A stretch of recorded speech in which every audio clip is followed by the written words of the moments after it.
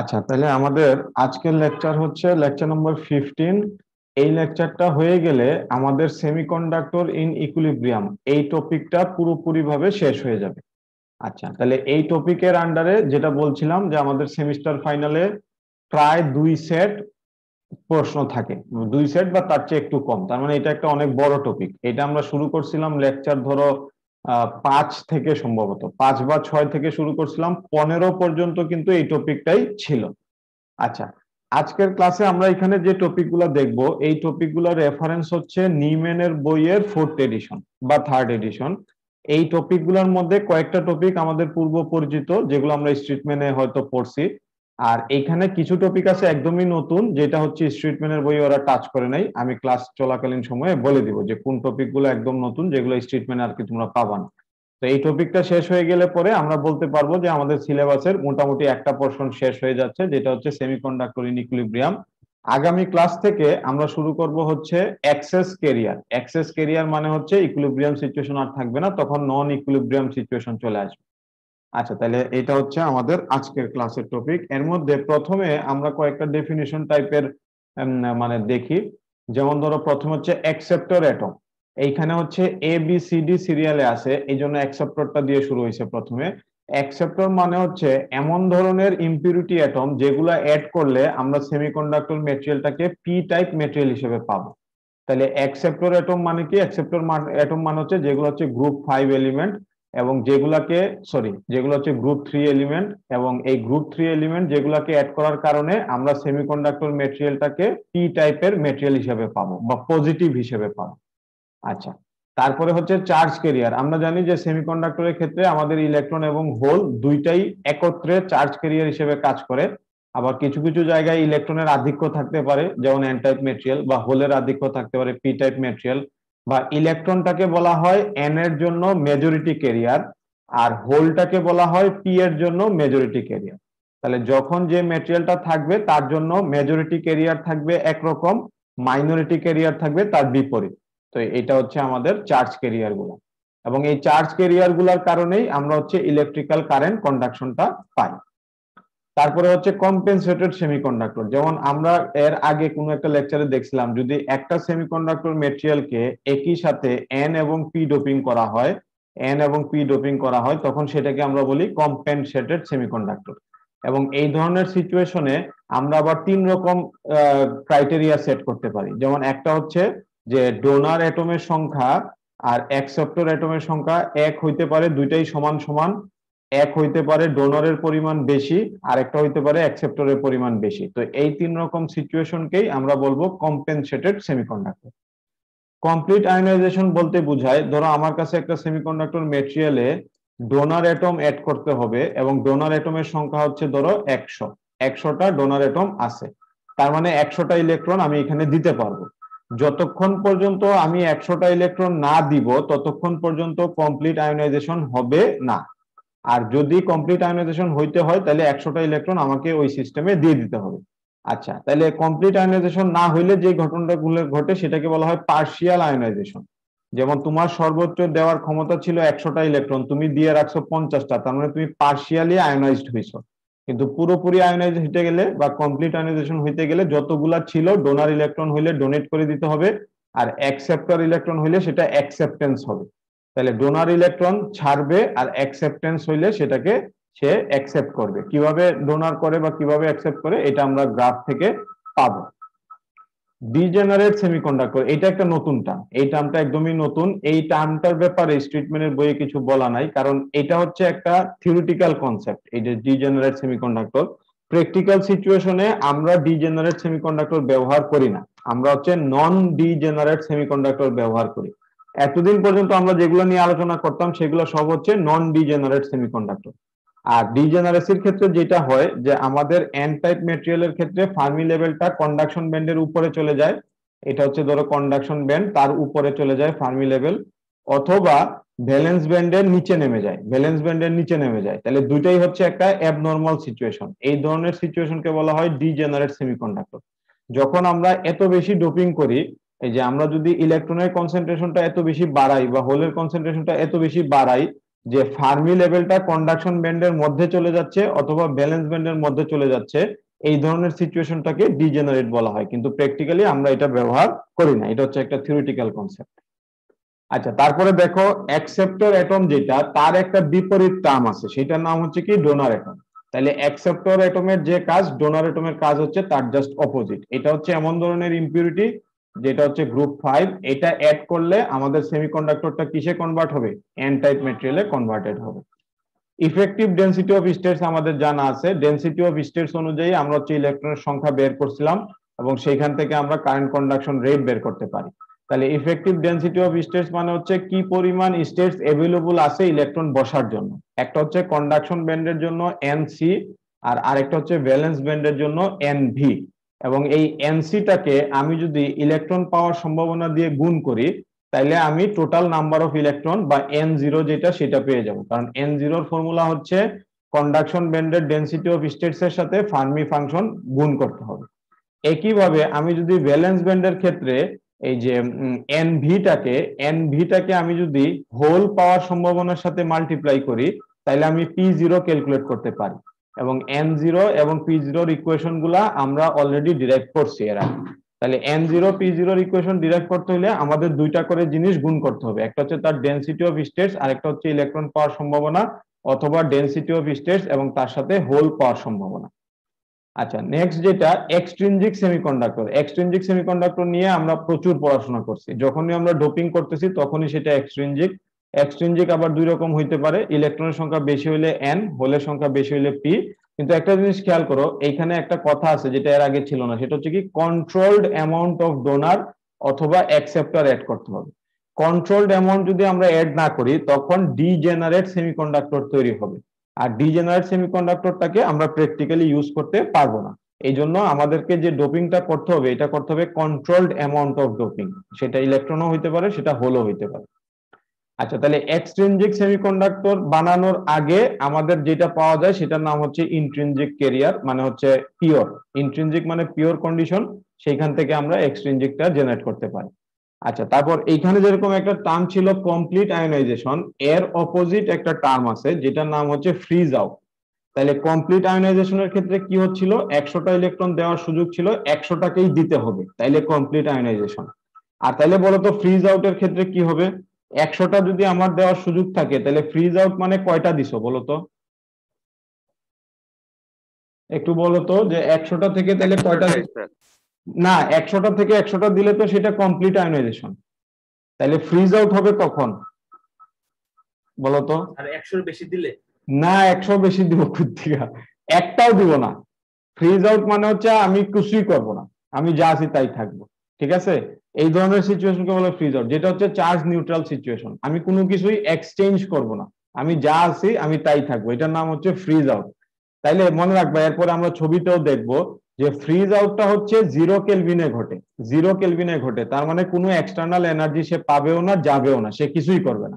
আর complete ionisation ঘটবে হচ্ছে 300 kelvin টেম্পারেচারে। কমপ্লিট আয়োনাইজেশন ঘটানোর জন্য আমাকে 300 কেলভিন পরিমাণ এই টেম্পারেচার প্রোভাইড করতে হবে। তাহলে এখানে কেলভিন প্রোভাইড করতেছো আর এখানে কেলভিন 0, তার মানে এখানে কিছুই ঘটবে না, আর এখানে যত ম্যাক্সিমাম ঘটা সম্ভব সেটাই ঘটবে। আচ্ছা, তাহলে এই দুটোর মাঝখানে কি বলতো, ফ্রিজ আউট এবং কমপ্লিট আয়োনাইজেশনের মাঝখানে কি হবে? মাঝখানে যেটা ঘটে সেটার নাম কি, এটা দিয়ে কি বলছিলাম বলো? পার্শিয়াল আয়োনাইজেশন বলছিলাম, তাই না? এটা মানে হচ্ছে পার্শিয়াল আয়োনাইজেশন, তার মানে 0 কেলভিন থেকে শুরু করে আপ টু 300 কেলভিন পর্যন্ত পৌঁছাইতে পার্শিয়াল আয়োনাইজেশন। একদম 0তে ফ্রিজ আর একদম 300তে কমপ্লিট আয়োনাইজেশন। ঠিক আছে, বুঝতে পারছো কথাটা? হ্যালো? জি স্যার। হ্যাঁ, রেসপন্স করো, নাহলে তো মনে করো কি থাকে না। আচ্ছা, তারপরে দেখো আরেকটা ডেফিনেশন শিখো, যেটা হচ্ছে ইকুইলিব্রিয়াম অথবা থার্মাল ইকুইলিব্রিয়ামও বলা হয়। এটা মানে হচ্ছে কোনো এক্সটার্নাল ফোর্স নাই, যেমন voltage, electric field, magnetic field, temperature change, কোনো কিছুই নাই। আর এই ধরনের সিচুয়েশনকে, ইকুইলিব্রিয়াম সিচুয়েশনকে আমরা বলবো এটা টাইমের সাপেক্ষে ইন্ডিপেন্ডেন্ট। খেয়াল করে দেখো, আমরা এই যাবত যত ইকুয়েশন ডিরাইভ করছি কোথাও কিন্তু টি ছিল না। ছোট হাতের টি মানে হচ্ছে টাইম, আর বড় হাতের টি দিয়ে কি বোঝায় বলো? ছোট হাতের টি যদি টাইম হয় তাহলে বড় হাতের টি দিয়ে কি বোঝায় বলো? টেম্পারেচার। Temperature, good. বড় হাতের টি মানে হচ্ছে টেম্পারেচার। এটা কিন্তু ছিল দুই একটা জায়গায়, কিন্তু ছোট হাতের টি বা টাইমের কোনো ইকুয়েশন আমরা এখন পর্যন্ত দেখি নাই। নেক্সট ক্লাস থেকে আমরা টাইমের ইকুয়েশন পাবো। আচ্ছা, তাহলে এটা হচ্ছে ইন্ডিপেন্ডেন্ট অফ টাইম। আর এরপর তোমাদের একটা ছোট সেলফ স্টাডি আছে, সেটা হচ্ছে আমরা স্ট্রিটম্যানের বইয়ের চ্যাপ্টার 3 তে প্রচুর ডিরাইভেশন শিখছি। ওই একই ডিরাইভেশন গুলা নিউম্যানের বইয়ের চ্যাপ্টার 4 এও আছে। তো তোমরা যেটা করবা, তোমরা একটু এই চ্যাপ্টার 3 এর ডিরাইভেশন গুলা বের করবা, চ্যাপ্টার 4 এর নিউম্যানটা বের করবা, করে কম্পেয়ার করে দেখবা যে রেজাল্ট সেম। ধরো n0 সমান সমান ni e to the power of ef minus ei over kt। মনে করো এটা হচ্ছে একটা n0 ইকুয়েশন। এই একই ইকুয়েশনটা দেখবা চ্যাপ্টার 3 এই স্ট্রিটম্যানেও আছে, চ্যাপ্টার 4 নিউম্যানেও আছে। দুইটাকে কম্পেয়ার করে দেখবা, তোমার কাছে যেটা সহজ মনে হবে তুমি সেইভাবে পরীক্ষায় উত্তর করবা। আমি যেটা লক্ষ্য করছি যে আমাদের স্যারের লেকচারে স্যার হচ্ছে চ্যাপ্টার 4 থেকে ডিরাইভেশন গুলা করায়, যেগুলো একটু লেন্দি। এখানে মনে করো যে 2 লাইন বেশি আছে, আর আমরা স্টেটমেন্ট থেকে যখন করছি তখন 2 লাইন কম লিখছি। কিন্তু এন্ড প্রোডাক্ট যেটা, ফাইনাল প্রোডাক্ট যেটা, সেটা আবার হুবহু সেম হইতে হবে। তাহলে এটা একটু তোমরা দেখে নিও। যদি তোমার কাছে নিউম্যান সহজ লাগে ওইটা থেকেই করবা, স্টেটমেন্ট সহজ মনে হয় সেখান থেকেই করবা, কোনো ধরা বাঁধার নিয়ম নেই। আচ্ছা, এরপরে দেখো এটা একটা নতুন টপিক, এটা এর আগে আমরা পাই নাই। এটা হচ্ছে ফার্মি ডিরাক ইন্টিগ্রাল, এবং এটা হচ্ছে নিউম্যানের বইয়ের টপিক 4.3.3। ফার্মি ডিরাক ইন্টিগ্রালটা কেন আসলো, এটার কারণ হচ্ছে আমরা যখন ধরো normal energy band diagram of semiconductor চিন্তা করব, আমাকে উত্তর দিবা, আমি প্রশ্ন করলে উত্তর দিবা। ধরো নর্মাল এনার্জি ব্যান্ড ডায়াগ্রামে উপরের দিকে থাকবে কন্ডাকশন ব্যান্ড, নিচের দিকে থাকবে ভ্যালেন্স ব্যান্ড। তাহলে বলো তো ফার্মি লেভেলের পজিশনটা কোন দিকে হবে? ফার্মি লেভেলের পজিশনটা কোন দিকে হবে? মাঝামাঝি, রাইট। এই পয়েন্ট থেকে আরম্ভ করে এই পয়েন্ট পর্যন্ত যে গ্যাপটা আছে, যেটাকে আমরা ইজি বলি, এই ইজি এর মধ্যে ফার্মি লেভেলের অবস্থান হবে। এখন এক হইতে পারে ফার্মি লেভেল একদম সেন্টারে, অথবা ফার্মি লেভেল কন্ডাকশন ব্যান্ডের কাছাকাছি, অথবা ভ্যালেন্স ব্যান্ডের কাছাকাছি। কিন্তু এর আগে তোমরা এরকম কোন সিচুয়েশন কি পাইছো যেখানে ফার্মি লেভেলটা এইটাকে মানে ওভারকাম করে ভিতরের দিকে চলে যায়, অথবা এইখান থেকে ওভারকাম করে নিচে নেমে যায়? এরকম সিচুয়েশন কি এর আগে দেখছো? ধরো ফার্মি লেভেল এইখানে অথবা এইখানে, এরকম সিচুয়েশন কিন্তু তোমরা এর আগে পাও নাই। কেন পাও নাই? কারণ এতদিন আমরা যত কিছু করছি, যা কিছু আলোচনা করছি, সেইখানে বোল্টজম্যান অ্যাপ্রক্সিমেশনটা ছিল ভ্যালিড একটা অ্যাপ্রক্সিমেশন। বোল্টজম্যান অ্যাপ্রক্সিমেশন আমাদেরকে জানায় যে কন্ডাকশন ব্যান্ড থেকে ফার্মি লেভেলের ডিফারেন্স, অথবা ব্যালেন্স ব্যান্ড থেকে ফার্মি লেভেলের ডিফারেন্স অ্যাটলিস্ট 3 কেটি পরিমাণ হইতে হবে। 3 কেটি পরিমাণ হইতে হবে। এখন 3 কেটি মানে কি? তুমি যদি টিটাকে 300 কেলভিন ধরো, কে দিয়ে গুণ করো, তাহলে তুমি 0.026 এরকম একটা ভ্যালু পাও, তাই না? 0.026 ইলেকট্রন ভোল্ট। তাহলে এটাকে যদি 3 দিয়ে গুণ করো, তার মানে আলটিমেটলি 0.7/8 একটা ভ্যালু পাবা। 0.07 বা 0.8 এরকম একটা কিছু ভ্যালু পাবা। তাহলে ওই পরিমাণ গ্যাপ হচ্ছে কি ইসি এবং ইএফ এর মধ্যে থাকতে হবে, এইখানেও থাকতে হবে অথবা এখানেও থাকতে হবে। এখন যদি তুমি এক্সেসিভ পরিমাণ ডোপিং করো, সেই ডোপিং এর কারণে ফার্মি লেভেল এরকম লিফট করে উপরে যায় অথবা লিফট করে নিচে নামে, সেই ক্ষেত্রে এই 3 কেটি পরিমাণ গ্যাপ আর রাখতে পারতেছো না। তার মানে বোল্টজম্যান অ্যাপ্রক্সিমেশনটা তখন ইনভ্যালিড হয়ে যাচ্ছে। বোল্টজম্যান অ্যাপ্রক্সিমেশনটা তখন ইনভ্যালিড হয়ে যাচ্ছে।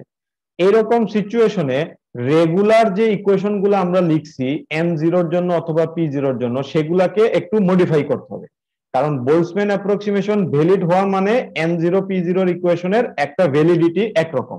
আর যদি এটা ইনভ্যালিড হয়ে যায়, তার মানে আমি যদি এই 3 কেটি পরিমাণ গ্যাপ মেনটেন করতে ব্যর্থ হই, তখন আমার এই ইকুয়েশন গুলোর নেচারটা একটু চেঞ্জ হয়ে যাবে।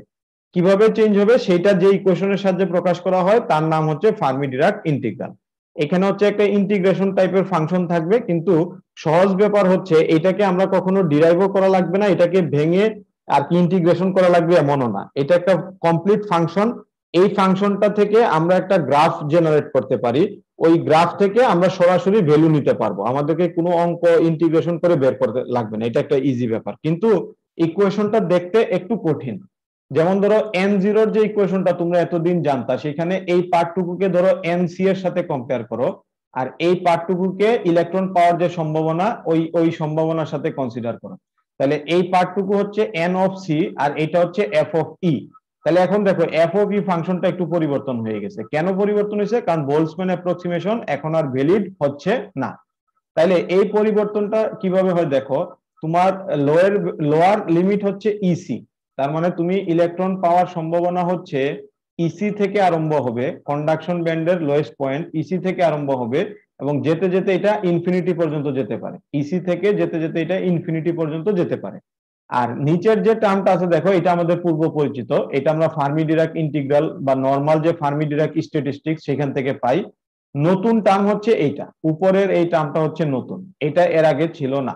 এই ই মাইনাস ইসি এই টার্মটা এখন নতুন, এবং লাস্টে এই ই মাইনাস ইসি টার্মটাকে আমাদের অন্য আরেকটা ভেরিয়েবলের সাথে কম্পেয়ার করে বাদ দিতে হবে, এইভাবে রাখা যাবে না। কিভাবে বাদ দিবা, ধরো একটা ভেরিয়েবল কনসিডার করলা ইটা ভেরিয়েবল, এটাকে এটার সাথে রিপ্লেস করে দিলা, আরেকটা ভেরিয়েবলকে কনসিডার করলা ইটা এফ ভেরিয়েবল, তাহলে এই দুইটাকে যদি একত্র করো তাহলে এইটা সমান হয়, এটার সমান হয়, তখন তুমি এটাকে এই ফর্মুলাটাকে একটু অন্যভাবে লিখতে পারবা। এই সাইডটা পুরোপুরি সেম, শুধু এই পাশটাতে একটু পরিবর্তন হয়ে যাবে। লক্ষ্য করে দেখো, এই যে 44 নম্বর ইকুয়েশন আর 46 নম্বর ইকুয়েশনের প্রথম অংশটা সেম, কিন্তু সেকেন্ড অংশটা একটু ডিফারেন্ট। এখানে যেগুলো ছিল ইইসি ইএফ, এগুলো এখন ইটা এবং ইটা এফ এ কনভার্টেড হয়ে গেছে।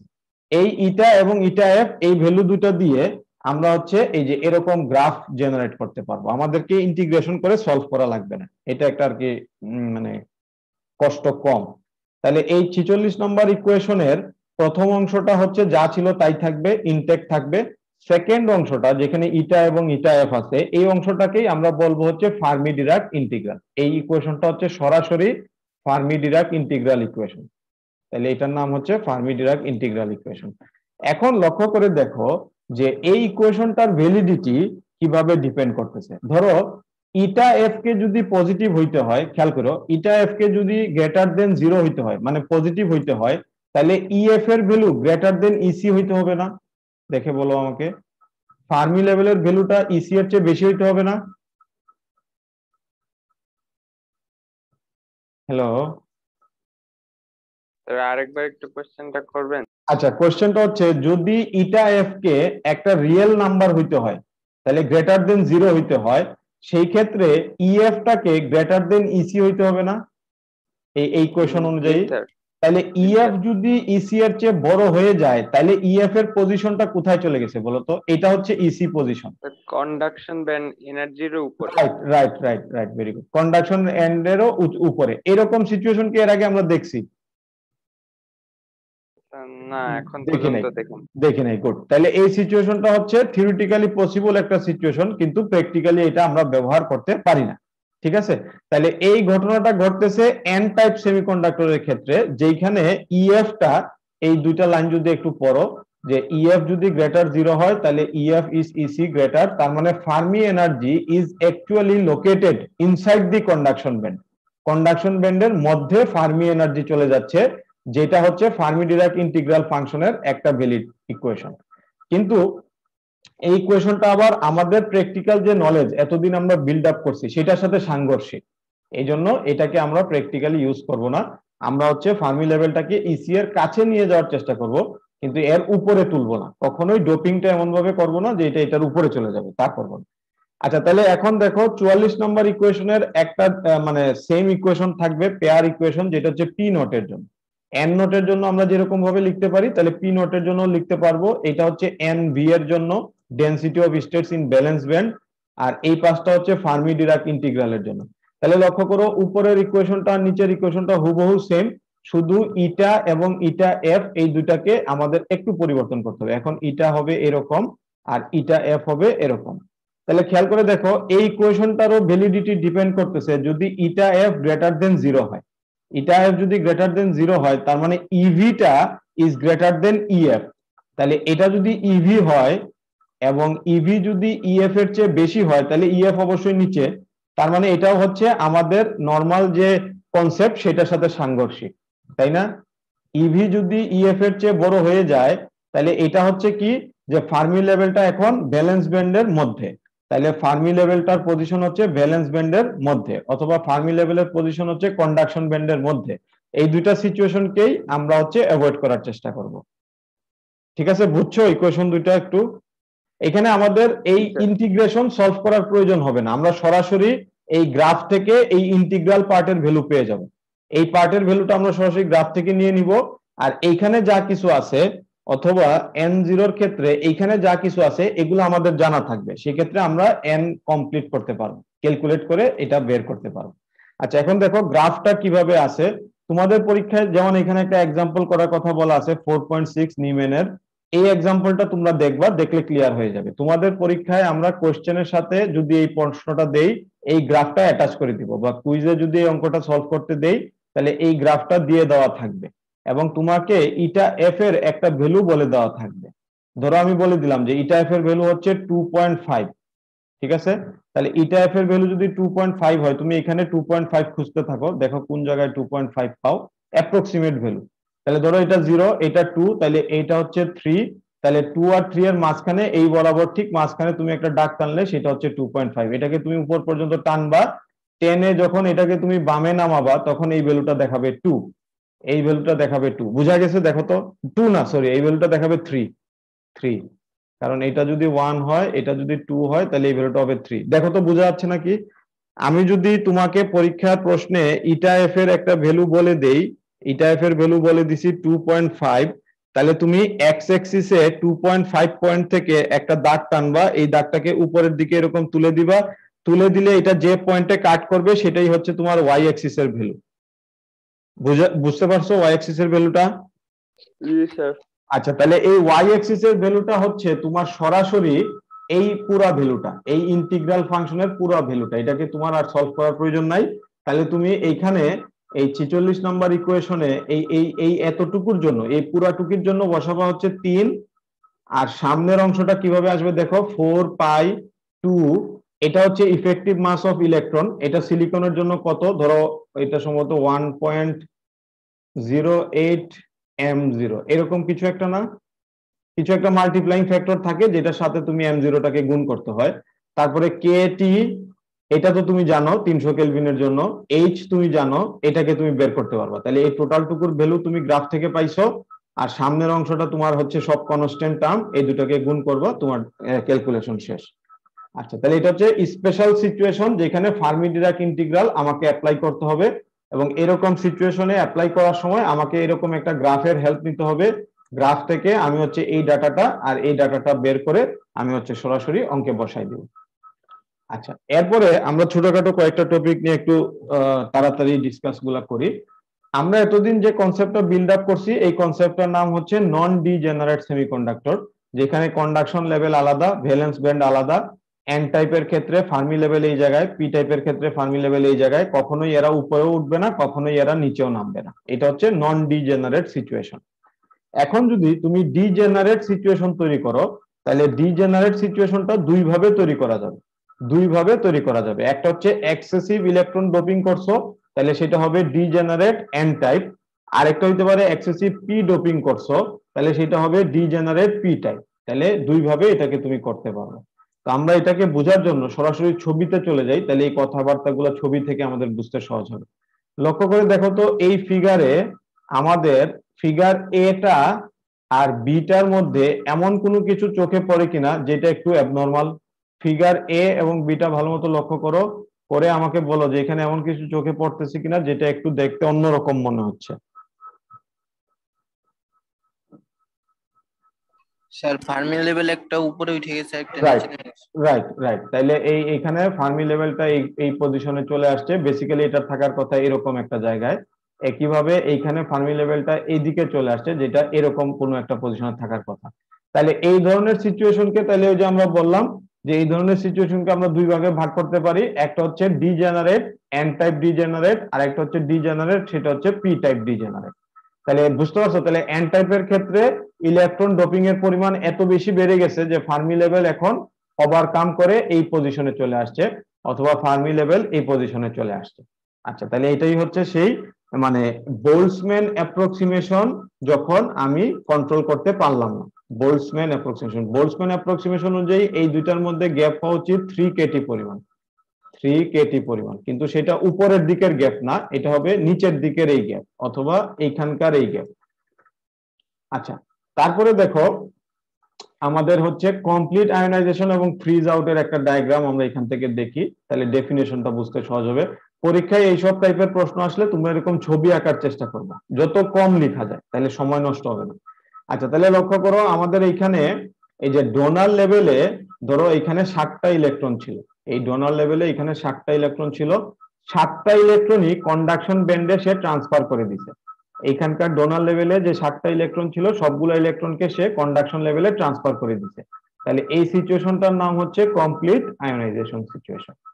আবার এইখানে লক্ষ্য করো যে আমাদের এইখানে এই 7টা হোল ছিল, এই যে এই জায়গায় আমাদের 7টা হোল ছিল অ্যাকসেপ্টর হিসেবে। এই 7টা হোল তোমার এই ভ্যালেন্স ব্যান্ড থেকে 7টা ইলেকট্রনকে অ্যাকসেপ্ট করে নিছে। তাহলে অ্যাকসেপ্টরের কাজ হচ্ছে কি ইলেকট্রন অ্যাকসেপ্ট করা, আর ডোনারের কাজ কি ইলেকট্রন ডোনেট করা। কিন্তু মনে রাখতে হবে এইখানে 7টা ইলেকট্রন ছিল, 7টাই হচ্ছে সে ডোনেট করছে, আর এখানে 7টা হোল ছিল, 7টা ইলেকট্রন সে অ্যাকসেপ্ট করছে। তাহলে এই সিচুয়েশনটার নাম হচ্ছে কমপ্লিট আয়োনাইজেশন, এই সিচুয়েশনটার নামও হচ্ছে কমপ্লিট আয়োনাইজেশন। এখন যদি এরকম হইতো যে কোনো একটা ইলেকট্রন উপরে গেল না, সে এখানেই রয়ে গেছে, অথবা কোনো একটা হোল ইলেকট্রন অ্যাকসেপ্ট করে নাই, সে হোল হিসেবেই রয়ে গেছে, তাইলে কি তুমি কমপ্লিট আয়োনাইজেশন বলতে পারবা? না স্যার। বলতে পারবা না। তখন কি বলতে হবে? তখন বলতে হবে পার্শিয়াল আয়োনাইজেশন। যতক্ষণ পর্যন্ত কমপ্লিট না হবে ততক্ষণ পর্যন্ত পার্শিয়াল অবস্থায় রয়ে যাবে। আচ্ছা, আবার ফ্রিজ আউট সিচুয়েশন কাকে বলে? তাহলে কমপ্লিট আয়োনাইজেশনের অপোজিটটা হচ্ছে ফ্রিজ আউট। দেখো তো এই দুইটা ছবির দিকে লক্ষ্য করো, এখানে কি কোনো পরিবর্তন হয়েছে নাকি যা ছিল তাই আছে? ছবি দুটো স্যার দেখে যা বলো। ছিল তাই আছে, যা পরিবর্তন ছিল তাই আছে, নো চেঞ্জ। তাহলে এই ধরনের সিচুয়েশন কখন হয়? যখন আমি 0 কেলভিনে থাকবো। আর এই ধরনের সিচুয়েশন কখন হবে? যখন আমি 300 কেলভিনে থাকবো। তাহলে টেম্পারেচার পরিবর্তন করলে এই অবস্থার পরিবর্তন হবে। তাহলে দেখো between T is equal to 0 kelvin and T is equal to 300 kelvin আমরা পার্শিয়াল আয়োনাইজেশন করতে পারবো, কিন্তু কমপ্লিট করতে গেলে 300 লাগবে, ফ্রিজ আউটে রাখতে গেলে 0 লাগবে। আচ্ছা, এরপরে যে টপিকটা সেটা হচ্ছে কম্পেনসেটেড সেমিকন্ডাক্টর। এটাকে আমরা অলরেডি নানাভাবে ডিফাইন করছি, যে যদি আমরা এট এ টাইম মাল্টিপল ডোপিং করি, যেমন ডোনার ডোপিংও করলাম, অ্যাকসেপ্টর ডোপিংও করলাম, সেটার নাম হবে কম্পেনসেটেড সেমিকন্ডাক্টর।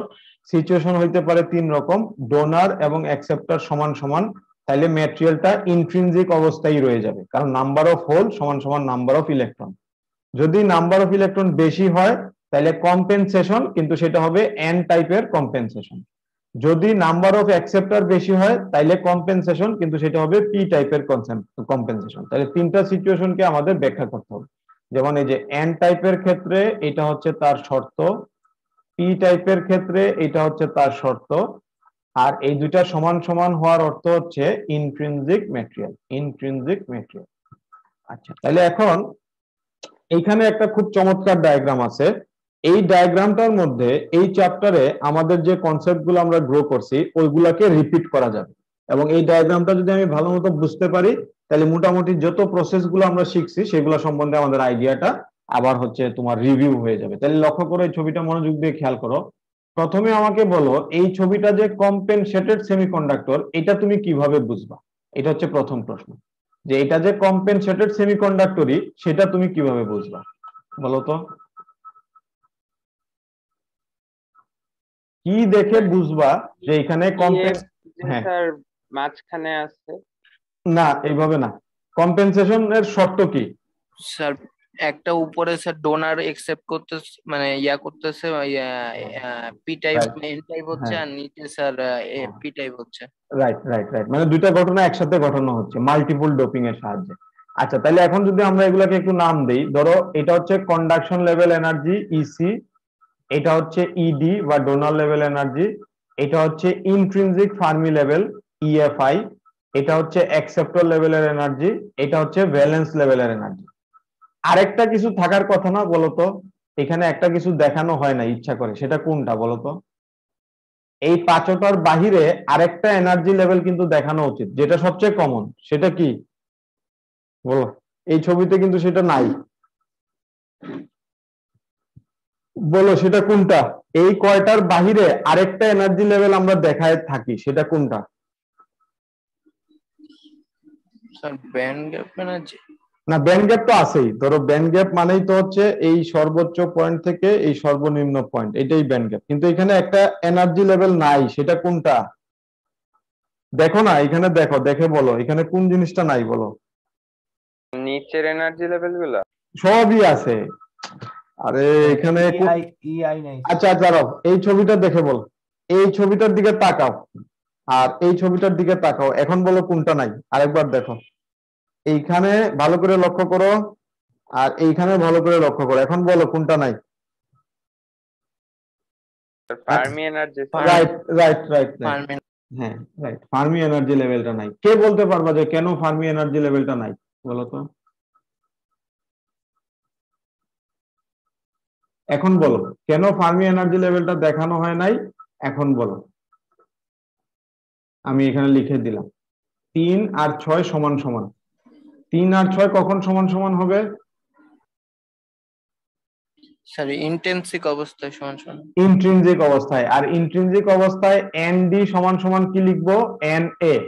তাহলে এখানে এন ডি মানে হচ্ছে ইডি, তার মানে ইডি সমান সমান ই এ।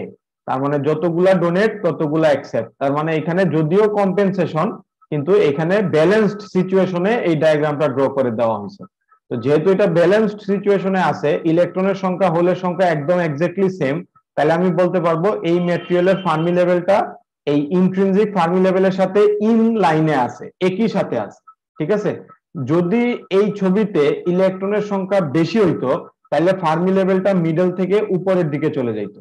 আর যদি এই ছবিতে হোলের সংখ্যা বেশি হইতো তাহলে ফার্মি লেভেলটা মাঝখান থেকে নিচের দিকে এদিকে কোথাও চলে আসতো। এই কথাটা বোঝা গেছে? আইদার ফার্মি লেভেলটা এদিকে চলে যাইতো যদি ইলেকট্রনের সংখ্যা বাড়তো, অথবা এদিকে চলে আসতো যদি হোলের সংখ্যা বাড়তো। কিন্তু এখানে ইলেকট্রন এবং হোলের সংখ্যা, তুমি যতগুলো ইলেকট্রন আছে যতগুলো হোল আছে এই ছবিতে যোগ করো, দেখবা সংখ্যাটা একদম হুবহু সেম। কথাটা বোঝা গেছে? তাহলে আগাবো জি, স্যার। নেক্সট। আচ্ছা তাহলে এখন নেক্সট আমাদের আলোচনাটা আমরা করি। তাইলে এখানে লক্ষ্য করো, আমরা এই আলোচনাটা এই পাশ থেকে শুরু করি। খেয়াল করো আমাদের এখানে ডোনার স্টেটে কয়টা পসিবল ইলেকট্রন আছে? 1 2 3 4 10টা, তাই না? দেখো তো 10টা ইলেকট্রন আছে না ডোনার লেভেলে? এই যে এই জায়গাগুলো খেয়াল করো। আর ধরো এই প্রতিটা জায়গায় একটা করে ইলেকট্রন আছে, তাহলে এরকম টোটাল ইলেকট্রনের সংখ্যা হচ্ছে 10। তাইলে এখানে অ্যাকসেপ্টর লেভেলে কয়টা হোল আছে দেখে বলো? স্যার 10টাই। 10টাই আছে, তাইলে এটা একটা ব্যালেন্স সিচুয়েশন। এখন দেখো এই 10টা ইলেকট্রনের মধ্যে 4টা ইলেকট্রন উপরের দিকে চলে গেছে, তাই না? কন্ডাকশন লেভেলে। এটা হচ্ছে তোমার ইসি লেভেল বা কন্ডাকশন লেভেল। এইখানে 4টা ইলেকট্রন চলে গেছে। আবার এইখান থেকে 2টা ইলেকট্রন নিচের এই হোলগুলোর সাথে মিলে গেছে। তাহলে এইখান থেকে 2টা ইলেকট্রন এইখানে সুইচ করছে, আর এইখান থেকে 4টা ইলেকট্রন উপরের এই জায়গায় সুইচ করছে। তাইলে আমাকে বলো তো আয়োনাইজেশন হয়েছে কয়বার? স্যার 2বার। ভালো করে দেখে বলো, এইখান থেকে গেছে 4টা আর এখান থেকে গেছে 2টা, তাহলে আয়োনাইজেশন হয়েছে কয়টা? 6টা। 6টা। তাহলে একটু লক্ষ্য করো, এইখানে যে ইকুয়েশনটা লেখা হয়েছে এনডি প্লাস, এটা মানে হচ্ছে 6। কিভাবে আসছে? টোটাল এনডি কত বলতো? টোটাল এনডি কত? এই ভ্যালুটা কিভাবে আসছে সেটা আমরা একটু বের করি। টোটাল 10টা স্যার। 10। আর কয়টা আনচেঞ্জ, এটা মানে হচ্ছে কতগুলা আনচেঞ্জ অবস্থায় আছে। আনচেঞ্জ অবস্থায় কয়টা আছে বলতো? 4টা আছে স্যার। 4টা আছে। তাহলে আনচেঞ্জ অবস্থায় আছে 4টা, টোটাল ছিল 10টা, তাহলে এটা থেকে এটা বিয়োগ করলে তুমি পাচ্ছ 6টা। তাহলে এখন বুঝছো যে এটা কেন পজিটিভ হয়ে গেছে? বলতো কেন এটা পজিটিভ? কারণ সে 6টা ইলেকট্রন কি করছে? ডোনেট করছে নাকি অ্যাকসেপ্ট করছে? ডোনেট করছে স্যার। ডোনেট করছে। তাহলে যেহেতু সে 6টা ইলেকট্রন ডোনেট করছে, তার মানে কয়টা হোল তৈরি হয়েছে বলতো? 6টা ইলেকট্রন চলে যাওয়া মানে 6টা 6টা হোল স্যার। হোল তৈরি হওয়া, এই জন্য এটা হচ্ছে পজিটিভ। এই জন্য এটা হচ্ছে পজিটিভ। এখন এই ইলেকট্রন গুলোর নাম দাও। ধরো এই যে 4টা ইলেকট্রন যেগুলো কন্ডাকশন লেভেলে গেছে এগুলোর নাম হচ্ছে ডোনার ইলেকট্রন, আর যে 2টা ইলেকট্রন নিচে নেমে গেছে এগুলোর নাম হচ্ছে কম্পেনসেটেড ইলেকট্রন। কেন এগুলো নিচে নামছে? কারণ এখানে নামার জায়গা পাইছে। যদি কম্পেনসেশন না করতা তাইলে কি ইয়ে থাকতো বলতো? কম্পেনসেশন না করলে কি ইয়েটা থাকতো?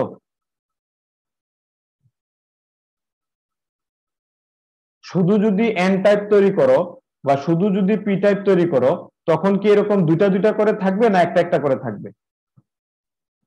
একটা করে। একটা করে থাকবে। তাহলে সেই ক্ষেত্রে ইলেকট্রন নিচে নামার কোনো সুযোগ পাইতো না। কিন্তু এখানে যেহেতু সে নিচে নামার এরকম সুযোগ পেয়ে গেছে, এই জন্য সে নিচে নেমে আসছে। কিন্তু বেসিক্যালি ইলেকট্রন এরকম নিচে নামাটা রেয়ার সিচুয়েশন, সে সবসময় উপরের দিকেই যাওয়ার চেষ্টা করে। তো যাই হোক, এখান থেকে আমরা 10টা ইলেকট্রন থেকে 6টা ইলেকট্রনকে সরাই দিতে পারছি, এই জন্য এই ভ্যালুটা হচ্ছে +6, এই ভ্যালুটা হচ্ছে +6। তাহলে আর এইখানে যে 4টা ইলেকট্রন রয়ে গেল, যে 4টা ইলেকট্রন কোনো কিছুতে অংশগ্রহণ করলো না, এদেরও তো একটা নাম দিতে হবে। সেই নামটা কি হবে বলো? এই নামটা কি হবে? আনআয়োনাইজড। আনআয়োনাইজড ডোনার অ্যাটম। এগুলো হচ্ছে আনআয়োনাইজড ডোনার অ্যাটম, আর এগুলো হচ্ছে আয়োনাইজড ডোনার অ্যাটম। গেল। এখন নিচের এই ঘটনাটা খেয়াল করো, এখানে 10টা হোল পজিশন ছিল, এই 10টা হোল পজিশনের মধ্যে 4টা ইলেকট্রন দ্বারা ফিল্ড আপ হয়েছে। এই 4টা ইলেকট্রন দ্বারা ফিল্ড আপ হয়েছে, যে 4টা ইলেকট্রন আমি পাইছি হচ্ছে এইখান থেকে।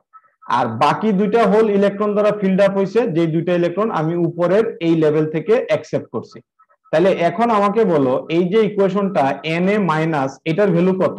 Na minus is equal to কত হবে বলো? n 6। Very good. Na minus is equal to হবে 6। তাহলে ইকুয়েশনটা এলাবোরেট করো। n অফ a মানে কত?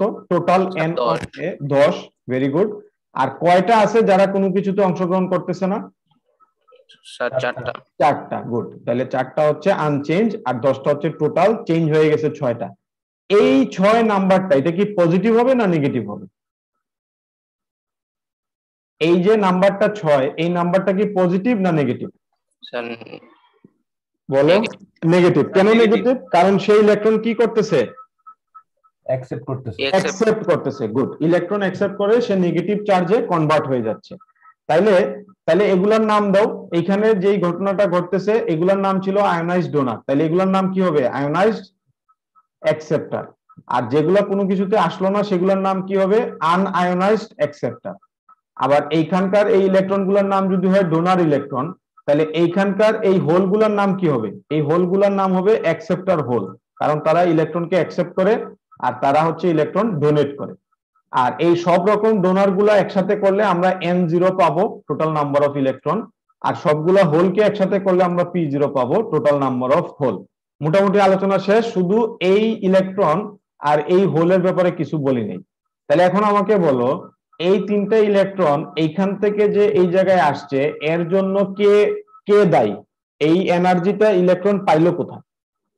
সে তো এই পজিশনে বসে থাকার কথা। সে এখান থেকে 3টা ইলেকট্রন সুইচ করে উপর এই পর্যন্ত আসার জন্য তাকে কে এনার্জি সাপোর্ট দিছে বলো তো?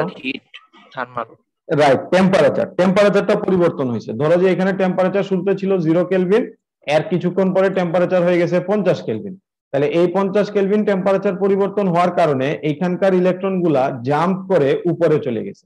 তাহলে এই ইলেকট্রন এবং এই হোলগুলোর নাম দাও। তাহলে এটার নাম হচ্ছে থার্মাল ইলেকট্রন, কারণ সে থার্মাল এনার্জির সাহায্যে এই পর্যন্ত আসছে। এগুলার নাম ছিল ডোনার ইলেকট্রন, কারণ তারা ডোনেশনের মাধ্যমে আসছে। আবার এটার নাম ছিল অ্যাকসেপ্টর হোল, তাহলে এটার নাম হবে থার্মাল হোল, কারণ থার্মাল এনার্জি দিলে এই হোলটা তৈরি হয়, থার্মাল এনার্জি দিলে এই ইলেকট্রনটা তৈরি হয়। তাহলে এই পুরো ছবিটা কি বোঝা গেছে? এখানে দেখো, একই ছবিতে অনেক কিছু বলে দেওয়া হয়েছে। আচ্ছা, এখন যদি এটা বুঝে থাকো, আমার লাস্ট 2টা প্রশ্নের শুধু উত্তর দাও। আমি যদি এইখানে খেয়াল করো, এই লেভেলে ইলেকট্রনের সংখ্যা 100টা রাখি, আর এইখানে হোলের সংখ্যা 10টাই রাখি, তাহলে ফার্মি লেভেল কি মাঝখানে থাকবে নাকি কোনো দিকে শিফট করবে বলতো? এখানে শিফট করবে স্যার। শিফট করবে। কোন দিকে শিফট করবে? স্যার উপরের দিকে। উপরের দিকে। যাইতে যাইতে কি একবারে ভিতরে নিয়ে যাবা? না স্যার, না, অত দূর যাওয়া যাবে না। তার আগ পর্যন্ত ডোপিং ওইভাবে মেনটেন করতে হবে। আবার আমি যদি এখানে 10টা ঠিক রেখে এই জায়গায় যদি 100টা বানাই, তাহলে ফার্মি লেভেল নিচে নেমে আসবে, তাই না? ফার্মি লেভেলটা তখন নিচে নেমে যাবে। কিন্তু এত নিচে নামানো যাবে না যে সে ব্যালেন্স ব্যান্ডকে ক্রস করে, সেটা করা যাবে না। তাকে এইখানে কোনো একটা পজিশনে রাখতে হবে, আর এইখানে কোনো একটা পজিশনে রাখতে হবে। তাহলে এই ছবিটা ভালো মতো আরেকবার একটু স্টাডি করবা, তাহলে এই ছবিতে মোটামুটি সব কনসেপ্টই কভার করে। আচ্ছা, এরপরে আমাদের জাস্ট ছোট্ট একটা ডিরাইভেশন আছে, এটা করলে আমাদের আজকের ক্লাস শেষ হয়ে যাবে। এটাকে আমরা বলতেছি হচ্ছে চার্জ নিউট্রালিটি কন্ডিশন। এবং চার্জ নিউট্রালিটি কন্ডিশন ইকুইলিব্রিয়াম অবস্থায় ইলেকট্রন হোল কনসেন্ট্রেশন, এর আগে আমরা একবার করছিলাম N0 এবং P0, কিন্তু সেই ক্ষেত্রে কম্পেনসেশন ডোপিং আলোচনা করি নাই। আর এখন যে N0 P0 ডিরাইভ করবা, এখানে কম্পেনসেশন ডোপিং আলোচনা করে এটা করতে হবে। আচ্ছা, তাহলে লক্ষ্য করো, আমরা এর আগে স্পেস স্পেস চার্জ নিউট্রালিটি নামে একটা শর্ত পড়ছিলাম, যেখানে বলা হচ্ছিল যে সব পজিটিভ চার্জ গুলো যদি আমরা যোগ করি এবং সব নেগেটিভ চার্জ গুলো যদি আমরা যোগ করি, তাহলে এই দুটার সামেশন সমান সমান হবে। তার মানে সব হোলের সংখ্যা যোগ করলে সব ইলেকট্রনের সংখ্যা সমান হবে। এটা হচ্ছে চার্জ নিউট্রালিটির শর্ত, এটা হচ্ছে চার্জ নিউট্রালিটির শর্ত। তাহলে লক্ষ্য করো তো, n0 মানে ইলেকট্রন, এটা নেগেটিভ। Na মাইনাস মানে ইলেকট্রন, কেন? কারণ একটু আগে তোমরা ছবিতে দেখছো যে Na মাইনাস মানে হচ্ছে ইলেকট্রন অ্যাকসেপ্ট করতেছে, তার মানে সে নেগেটিভ, তার মানে সে নেগেটিভ। আবার P0 মানে হচ্ছে হোল, তার মানে পজিটিভ। আবার Nd যখন ইলেকট্রন ছেড়ে দেয়, এই যে দেখো এখানে যখন Ndটা ইলেকট্রন ছেড়ে দেয় তখন সে পজিটিভ হওয়া শুরু করে, তার মানে এটা হচ্ছে পজিটিভ কোয়ান্টিটি, এটা হচ্ছে নেগেটিভ কোয়ান্টিটি। আচ্ছা, এখন লক্ষ্য করো, Na মাইনাসটাকে ভেঙে আমরা এইভাবে লিখতে পারি, আর Nd প্লাসটাকে ভেঙে আমরা এইভাবে লিখতে পারি। তাহলে Na মাইনাস মানে হচ্ছে টোটাল নাম্বার Na, সেখান থেকে কতগুলা বাদ যাবে, মানে কতগুলা কোনো কিছুতে অংশগ্রহণ করতেছে না, এই দুইটার বিয়োগফল। আর Nd প্লাস মানে হচ্ছে টোটাল নাম্বার অফ ইলেকট্রন, সেখান থেকে কতগুলো ইলেকট্রন তার অবস্থাকে ধরে রাখবে, অবস্থার পরিবর্তন হবে না সেটা। যেমন এই ভ্যালুটাও ছিল 6, এই ভ্যালুটাও ছিল 6, তাহলে এটা হচ্ছে 6, এটা হচ্ছে 6। আচ্ছা, এখন আমাকে বলো তো, খেয়াল করে বলো তো, যে 57 নম্বর ইকুয়েশনে আমার যদি কমপ্লিট আয়োনাইজেশন হয়, খেয়াল করে বলবা, কমপ্লিট আয়োনাইজেশন হলে এই ভ্যালুটা 0 আর এই ভ্যালুটা 0, কথাটা ঠিক না ভুল বলো তো? যদি কমপ্লিট আয়োনাইজেশন হয় তাহলে এই দুইটা ভ্যালু 0 0 হবে, এই কথাটা কি সঠিক নাকি ভুল বলো তো?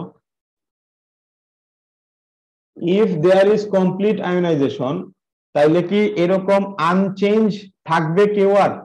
জি স্যার, 0 হবে স্যার, ঠিক আছে। 0 হবে। তাহলে এই দুটা ভ্যালু যদি 0 হয়ে যায়, তাইলে লক্ষ্য করো 57 পরে 58 নম্বর ইকুয়েশনটা লক্ষ্য করো, আমরা এখানে লিখতে পারি না যে n0 plus Na is equal two P0 plus বড় হাতের ND হবে, ছোট হাতের N না, এটা হবে বড় হাতের ND। টাইপিং মিস্টেক হয়েছে এটা, এখানে আবার ঠিক আছে। তাহলে লক্ষ্য করো, n0 plus Na is equal two P0 plus ND, এটা আমরা পেতে পারি যদি কমপ্লিট আয়োনাইজেশন আমরা পেয়ে যাই। কমপ্লিট আয়োনাইজেশন পেয়ে গেলে বাকি দুইটা টার্ম 0, তার মানে এটা পাওয়া যাবে।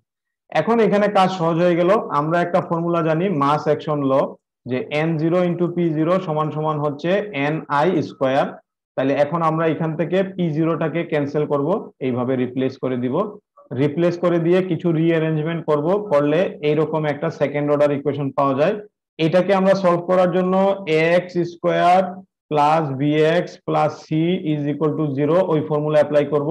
সেই ফর্মুলা অনুযায়ী minus B plus minus square root এই সামথিং সামথিং করে আমরা এই ভ্যালুটা পাবো, এই টোটাল ভ্যালুটা আমরা পাবো, যেটা হচ্ছে ইলেকট্রন কনসেন্ট্রেশনের জন্য 4.60।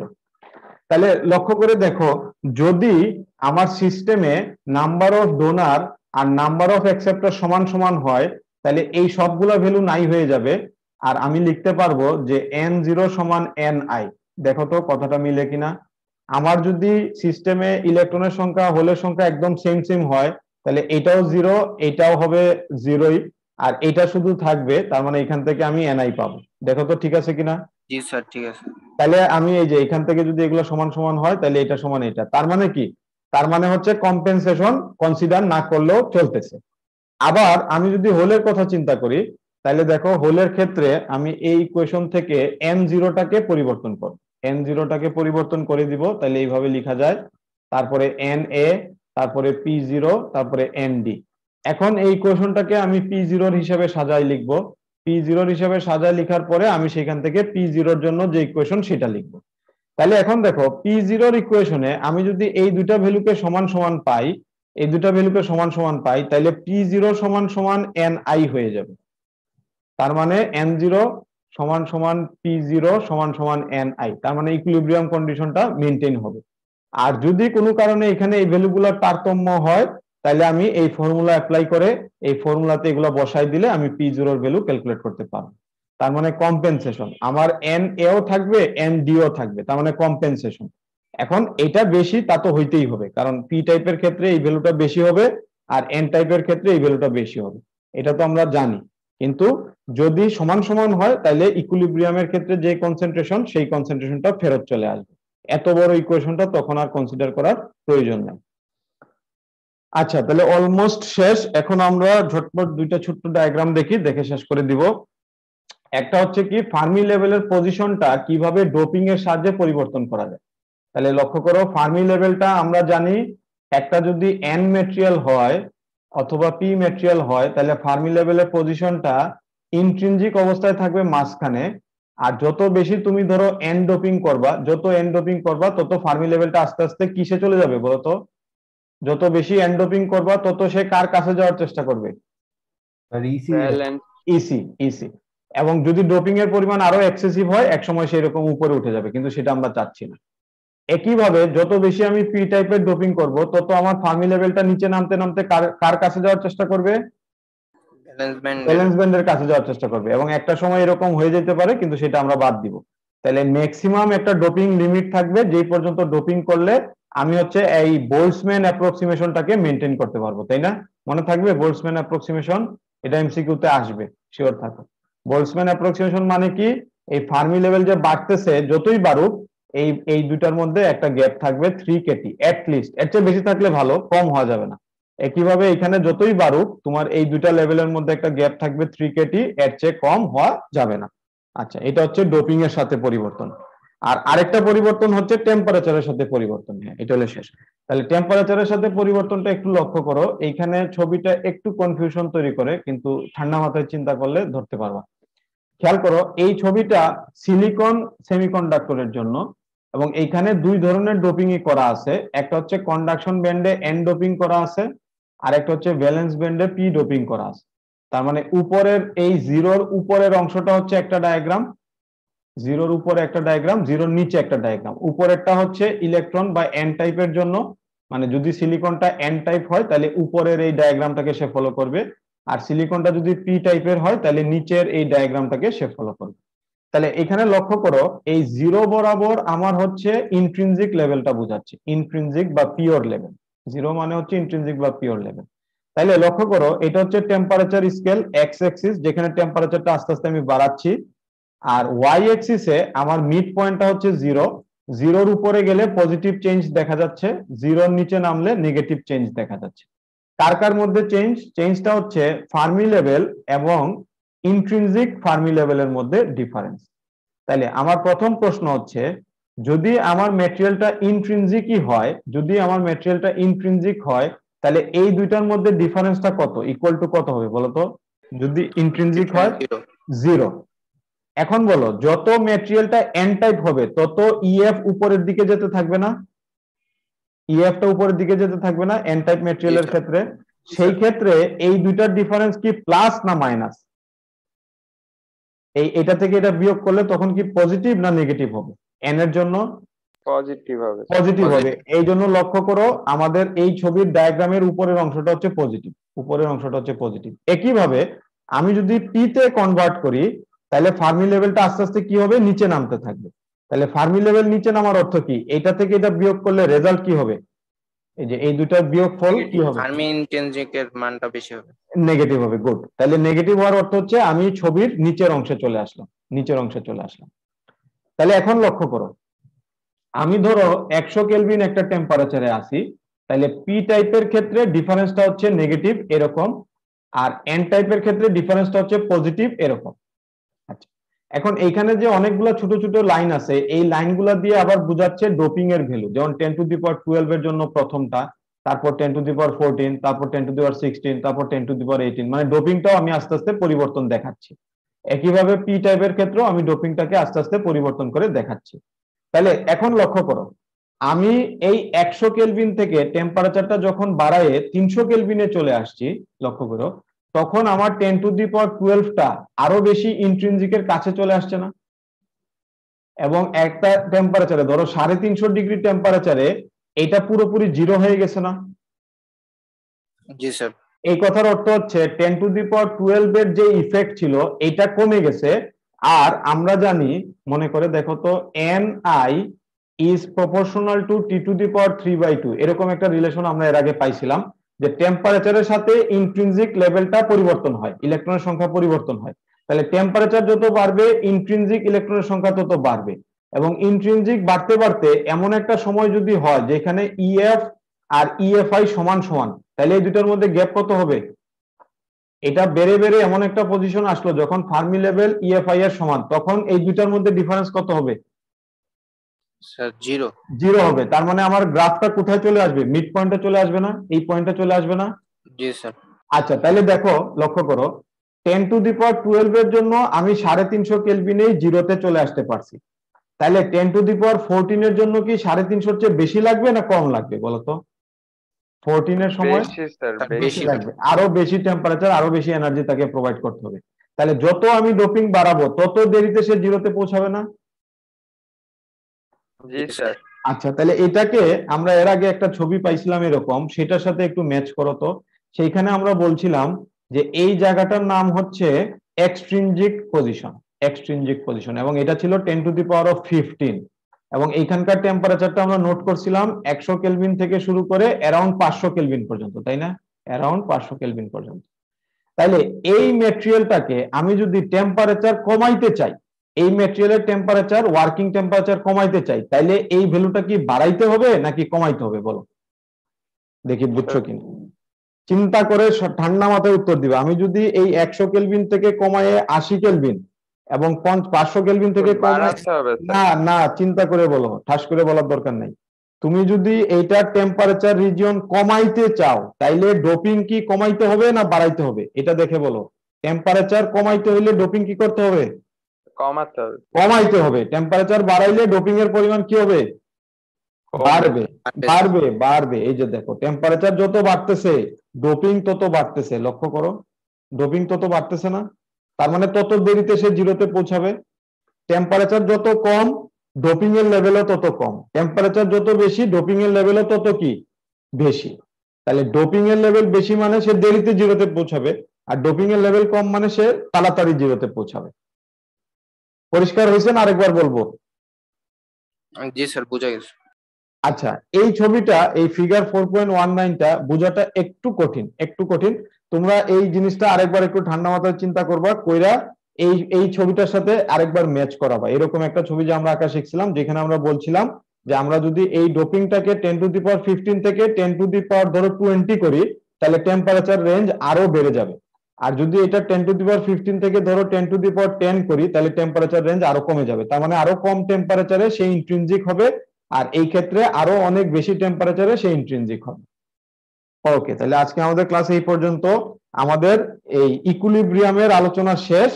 এরপরে আর আমরা ইকুইলিব্রিয়াম নিয়ে কথা বলবো না, অনেক বলছি। এরপরে আমরা নতুন চ্যাপ্টার 4 যেটা আছে সেখান থেকে শুরু করবো ইনশাআল্লাহ। ওকে, আল্লাহ হাফিজ। আসসালামু আলাইকুম স্যার, আসসালামু আলাইকুম। ওয়ালাইকুম আসসালাম।